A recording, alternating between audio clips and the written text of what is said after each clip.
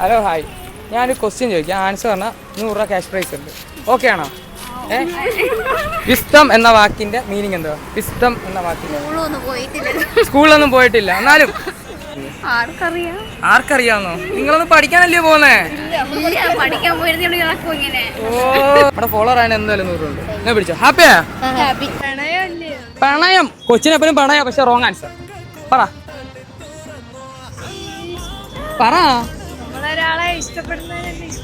ഇഷ്ടമല്ല മോളെ, ആഗ്രഹിക്കുന്നേ. ആരെ ആഗ്രഹിക്കുന്നേ? അതൊന്നും അല്ല. Wrong answer. സമാധാനം. Wrong answer. സന്തോഷം.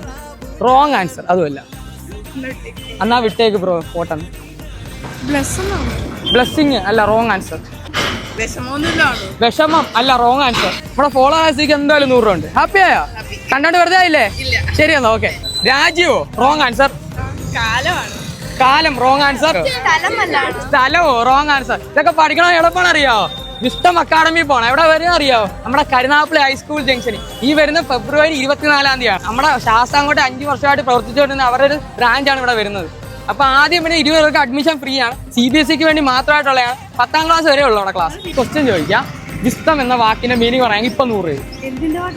വിസ്തം എന്ന വാക്കിന്റെ മീനിങ് എന്തുവാ? അറിവ്.